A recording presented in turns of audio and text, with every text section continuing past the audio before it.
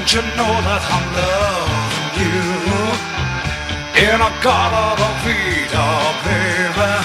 Welcome to Watch Mojo. And today, we're counting down our picks for those singular 60s hitmakers that live on decades after their chart success.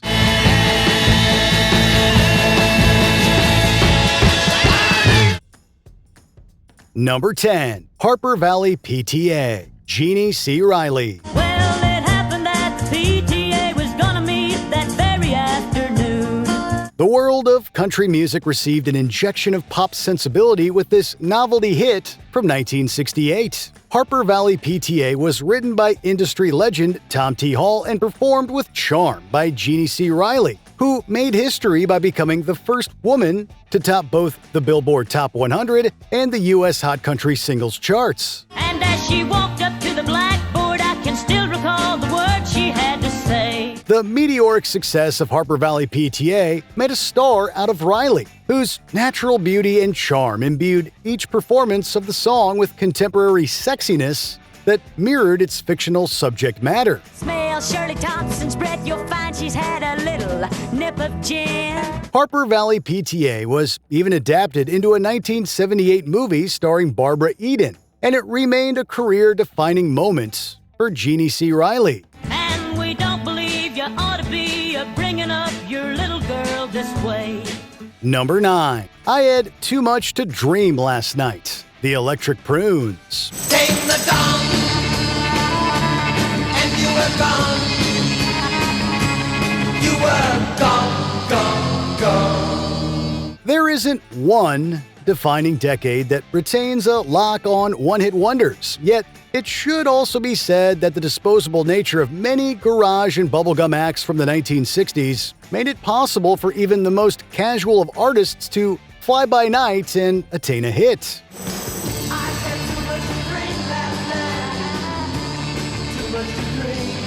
The most successful commercial period for the Electric Prunes was with this collaboration with songwriters Annette Tucker and Nancy Mance on this tune titled I Had Too Much to Dream Last Night. The song proved to be one of the early psychedelic period's defining cult hits, although the Electric Prunes would struggle to keep up musically with future collaborators like David Axelrod.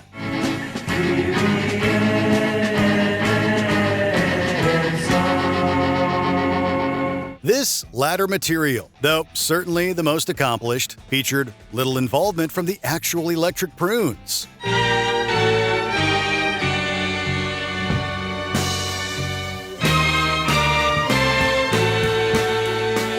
Number 8. Who Put the Bump in the Bump Bump Bump? Barry Mann. It's time that we're alone.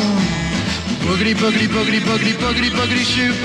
There's a surprising amount of metal charm present with this anarchistic hit tune from Barry Mann. Who Put the Bump in the Bump Bump Bump may have been released in 1961, but its retroactive appreciation of 1950s doo-wop songs and songwriters made it feel like a hit charmingly out of time. The depth.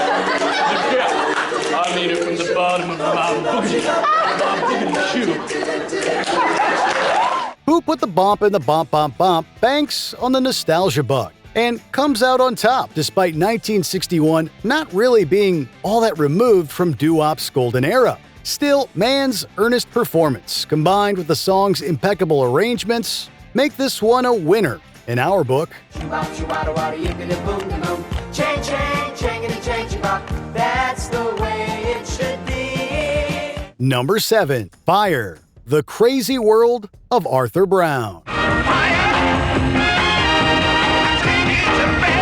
The progressive rock landscape isn't one that's generally known for one-hit wonderdom, but the Crazy World of Arthur Brown also wasn't an average, everyday group. Brown's career is one that still continues today, although it's fire from which the man's proto-shock rock legend was forged. The tune is strange and intense for 1968, thanks to Brown's Red Hot stage show and penchant for vocal caterwauling.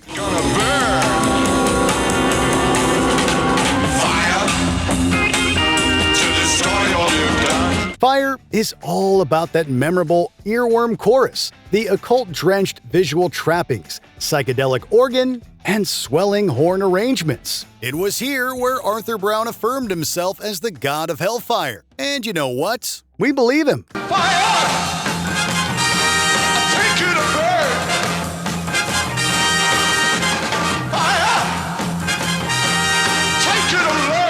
Number 6. Do You Love Me? The Contours.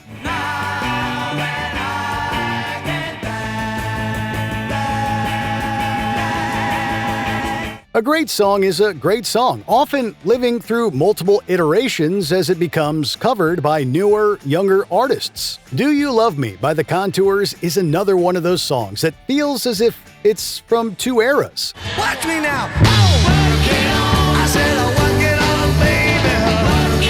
The R&B grooves still feel indebted to the 1950s, albeit with a certain musical urgency that allows The Contours to adapt to their new decade.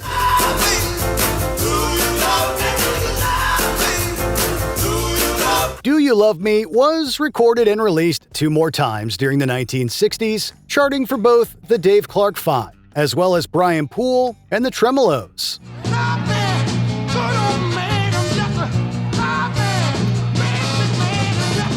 Number 5. Wipeout, the Surfaris.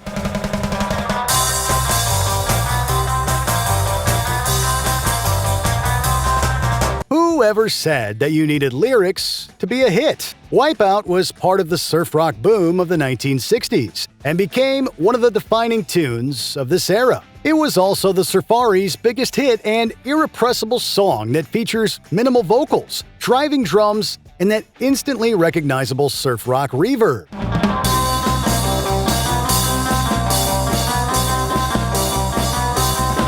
Wipeout also feels cinematic, and its inclusion to this end has allowed the Surfaris to remain relevant within the mediums of film and television. The surf rock genre can be a great rabbit hole to venture down for adventurous fans, but you just gotta start with the classics, right?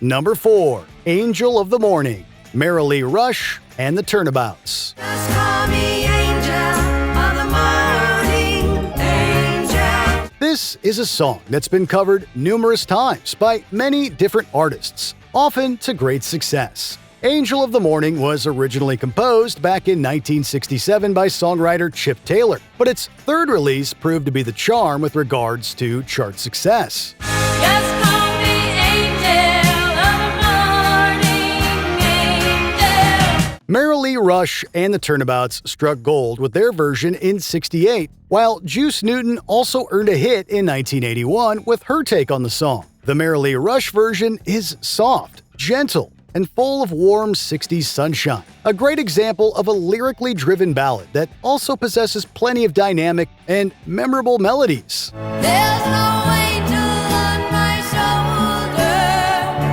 to keep me hanging on.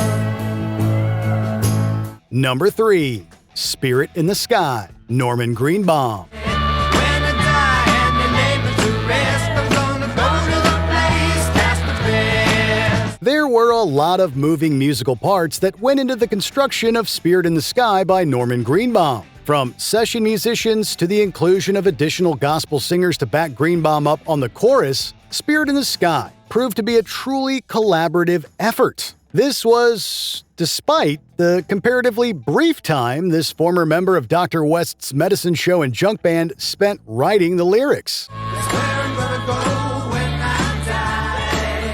When I die and the neighbors to rest, I'm gonna go to the place that's the best. Spirit in the Sky possesses quasi-spiritual connotations while also retaining a mid-paced fuzz rock groove. It's a rootsy tune that's retained its popularity decades after being released in 1969, although Greenbaum's flirtation with the pop charts was never replicated with any subsequent singles. In the sky, that's where I'm gonna go when I die. When I die and the neighbors to rest, I'm gonna go to the place that's the best. Number 2. Nah Nah Hey Hey, Kiss Him Goodbye, Steam.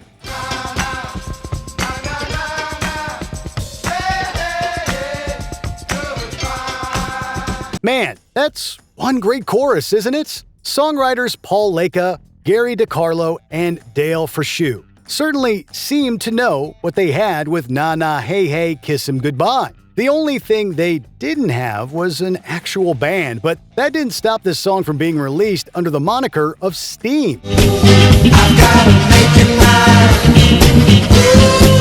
I've gotta make it mine.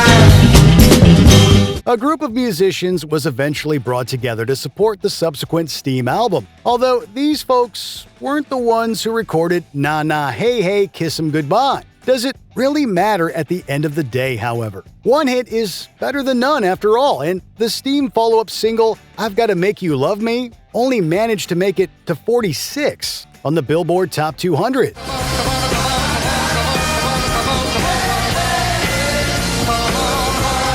Before we unveil our top pick, here are a few honorable mentions. Grazing in the Grass, Hugh Masekela, Groovy, Feel-Good Jazziness.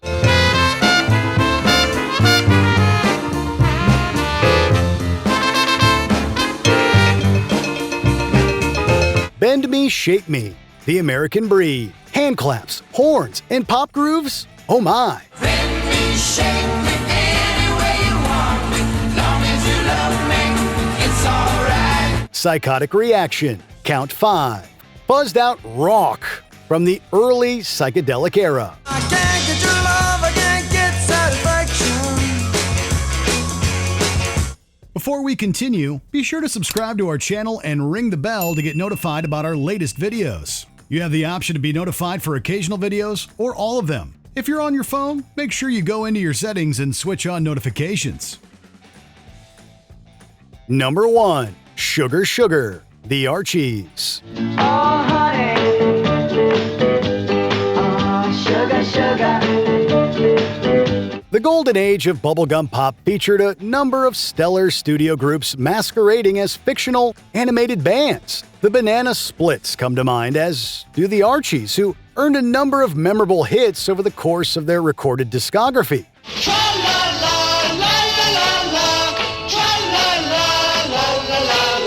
It's Sugar Sugar that's lived on the best, however. An ultimate earworm that feels 60s with a capital S, but in the best possible way. The studio talents of Jeff Barry, Tony Wine, Ron Dante, and more all contributed to the Archies' success. Oh, sugar, sugar.